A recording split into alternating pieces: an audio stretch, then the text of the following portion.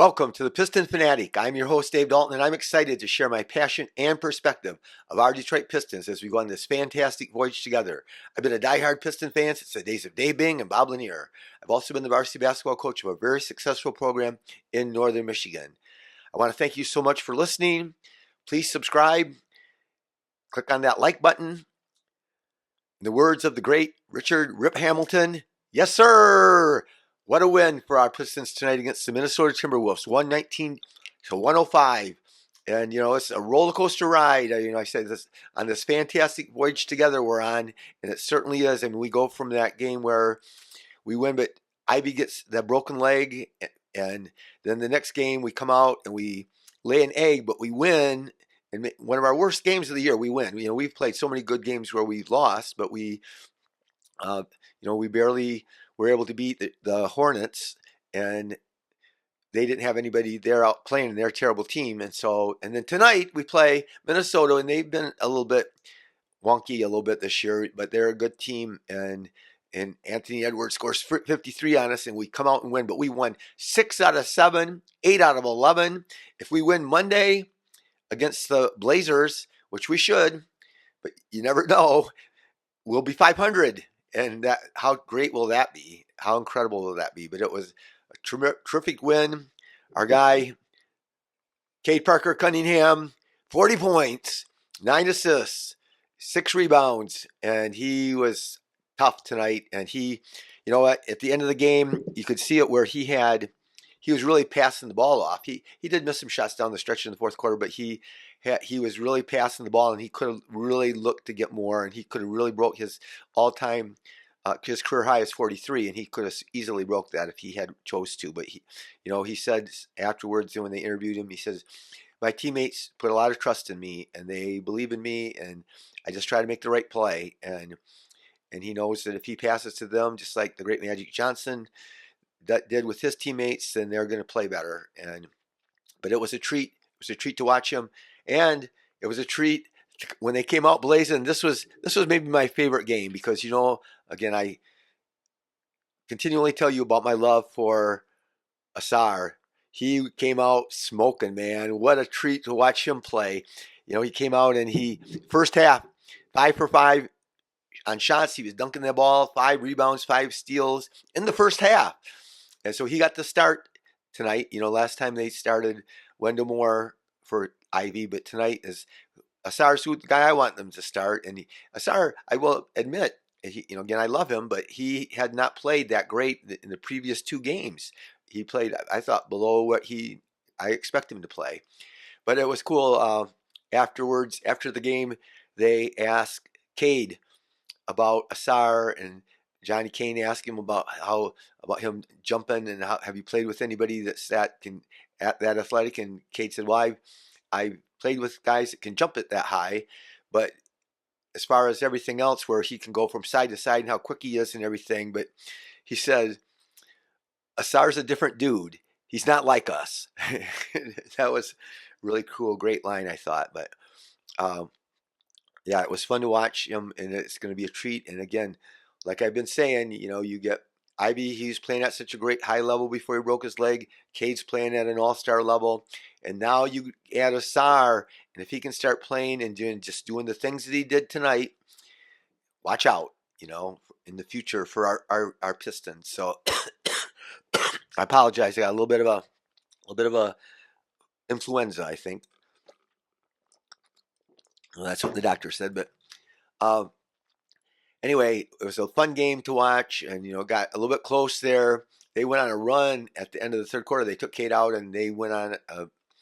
They caught up. We had a 22-point lead a lot of the time, but it was fun. It was fun to watch. Edwards was just hitting these shots out of his head, man. He was 10 for 15 on threes, and some of them step backs, and some of them guys were guarding him tight, and he still made it. Of course, he got 11 out of 12 free throws. And I don't want to make this a whining thing about officials, but here's what does really grind me about things. Kay doesn't get to the line usually, but Anthony Edwards, he gets every call, and then when they finally call a foul on him, and he clearly whacks Cade, and he's whining and yelling at the ref, and that was his first foul, and it's like midway through the third quarter, or the ball bounces off his foot, and he's yelling at the ref that it's not his. And the same thing with Randall. Those two guys both think they're entitled, and so, and then you get Stu. Stu drives in there and goes in, and he gets his arm hacked, and he makes it, but they don't call a foul, and Stu says something, out to the refs. They give him a tech, and again, Edwards and Randall, they're just whining and yelling at the refs the whole night. No technicals. So anyway, it's just the way it's going to be. So hopefully we will get more respect. But what about that play? Cade tosses it off the backboard, and Ausar comes in and dunks it. That was a sensational play. Or Cade came down early at the beginning of the game, and he just drove right through everybody and hammered it. And the coolest play, though, was like I think a tenth of a second left, and at halftime, just before the half, and we have the ball out on the baseline, and Cade lobs it way up over the rim. Ausar jumps up in the air. His head is over the rim, I swear, and he just dunks it. But of course, it doesn't count because he grabbed it for a second. So if there's only that much time left, I think if there's 6/10 of a second left, you could have done that. But I think if there's less than 6/10 of a second, it's got to be just a tap, and he couldn't. He grabbed it for just a split second. So anyway, it was sensational, and our guy Ron Holland, man, in the fourth quarter, he just is running by people. He's just running by people, and he had a big dunk at the end where he got hammered in and one. And um, when he's on the floor, things happen, and I would love to see most of the time, not all the time, and it varies. Holland and Ausar, one of the two on the court, I would like to see him on there all the time. And I don't know if that's going to happen. I want to see him play more minutes, especially when they're playing well. So here's my thing: JB is doing a fabulous job. Hard to complain about it, but still, it does. Tobias was out there in the first half. He's 1 for 7. He has 4 turnovers in the first half, and he's just forcing it. He just got 2 offensive fouls where he's just trying to make it happen when he's not on, and he gets offensive fouls. And how does he play that many minutes? And same Hardaway played 33 minutes tonight, and he had the worst plus minus on the team. And and he plays good sometimes, but those guys are playing 33 and 34 minutes, and Asar's playing. He played 26 minutes tonight, and that's not bad. I guess if he's still conditioning, 26 to 30 minutes, would be good. And then Holland still, and he doesn't always play perfect, but if he's not playing good, don't play him as much. But he played 17 minutes tonight. JB did run him out for a long time there in the fourth quarter, so I was happy with that. But we just got these young guys that are ready to roll, and we just got to we want to win, but we still again those the vets don't always play great. And again, my hats off to Hardaway. Drew a charge again tonight on Edwards, and it was his 14th drawn charge, second in the NBA. And I think you remember I've said that as a coach, I would tell my players my favorite play in basketball is when a player draws an offensive foul. My second favorite play is when they make a great pass. So those are my two favorite plays in basketball. So anyway, it was just a big win for us, and there are lots of energy, and you got to see Cade was Edwards was the number one pick in 2020, and he had the 53, and Cade was the number one player picked in the draft in 2021, and he had 40. And so that was a pretty cool display of those two gifted players. But it was a great thing by our whole team, though, and our team, we just kept on going. We just kept on playing. A lot of guys did a lot of good things, and we have, it's looking like a really good team, and they're exceeding everybody's expectations. And every time we get a game like this, it does get us closer to the playoffs. I don't know if as many people listened to the last episode on that. I talked about how we're almost going to get forced into making the play-in, because there's going to be too many teams that are already so far behind us. I mean, they're 7 or 8 games behind us. We're never going to fall, below those teams. They're just trying to lose. We're trying to win. We got a better team, but there's just a whole bunch of them. So I think that we have an outstanding chance of making the play-in. So Ausar, 26 minutes. He didn't get one shot in the second half, so I don't know how that happens. But he was 5 for 5, 10 rebounds, 2 assists, 6 steals. He had 5 of those steals in the um, first half. But he is so active and he's everywhere. He had 10 points. He was plus 16. Tobias played 34 minutes. He did turn it around in the second half and played better. Like I said, he was 1 for 7 in the first half, and he ended up 5 for 13. And he was 2 for 5 on threes. I think he was 0 for 2 or 3 in the first half, and he was 4 for 4 on free throws. He did get 11 rebounds and 4 assists, which is really good, and he didn't turn it over in the second half either. So again, I'm not saying that they're no good. I'm not saying that they're trash. I'm just saying that if they're struggling, and we got some young guys that are playing well, reduce the minutes, give 5 more minutes to somebody else, and take 5 minutes away from the guy that's struggling. That's all I'm saying. So,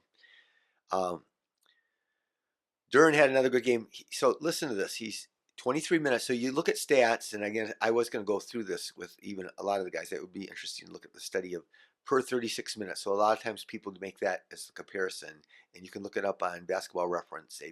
They'll show you the per 36 minutes. So they project your stats throughout a 36 points, so you can compare players, because if a guy's playing 23 minutes compared to a guy that's playing 32 minutes, obviously the guy playing 32 minutes is going to have more stats. But Duren, in his 23 minutes, he was 2 for 4, only 1 for 2 from the line, but he had 7 rebounds, 3 assists, 2 steals, and a block, and 23 minutes. So that is good production for that few minutes.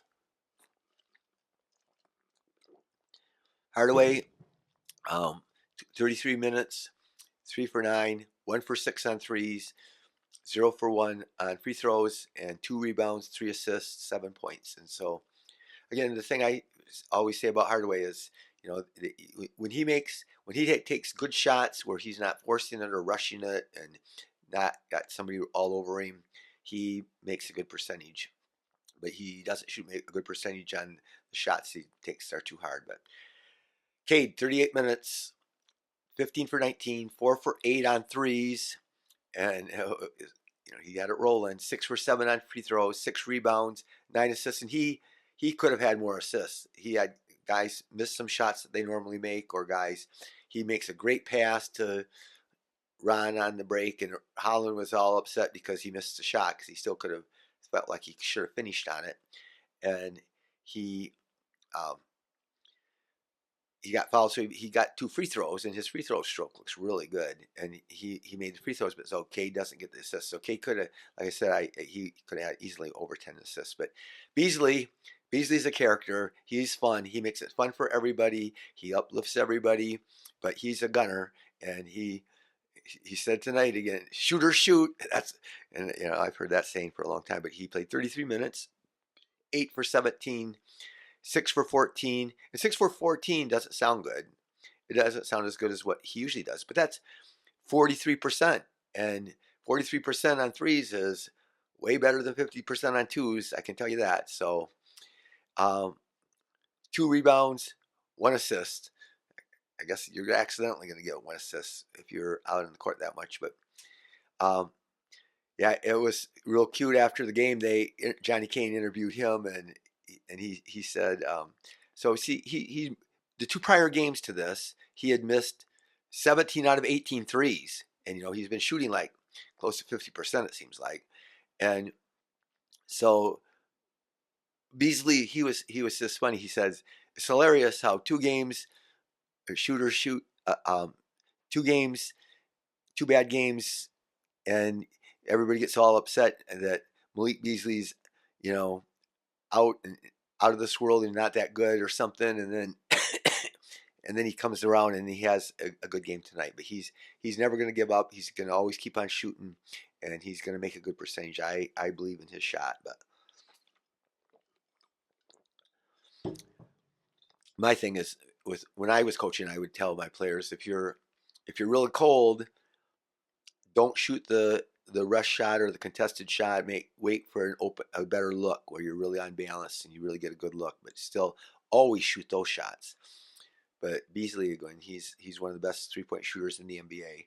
Oh, what he said was hilarious. How 2 games shooting bad and by Malik Beasley is the end of the world. He and so yeah, he, it's not the end of the world, Malik. So we're all with you. So anyway, Ron Holland only played 17 minutes, and you know some nights he's not playing that well. And I guess they limited his minutes in the first half, and when he was rolling in the second half, they played him more. But he was 2 for 3, 4 for 4 on free throws, 2 rebounds and assists.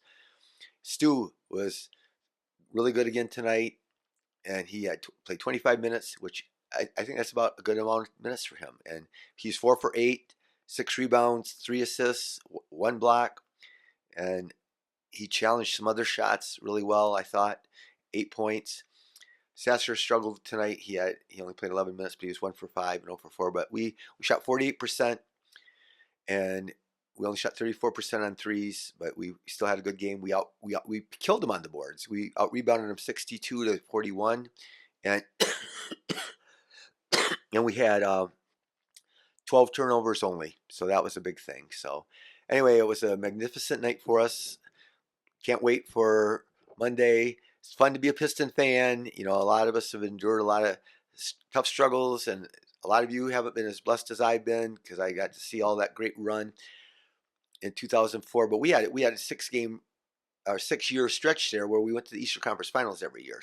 And then even when the Bad Boys, they won 2 championships, but they went to the Eastern Conference Finals a couple times, and they went to the NBA Finals and lost to the Lakers in the NBA Finals one time before they won the 2 championships. So there was a bunch of years where you were really into it. And so anyway, I really appreciate all of you. Thank you for listening. Be the reason that somebody feels that they're important, and go Pistons.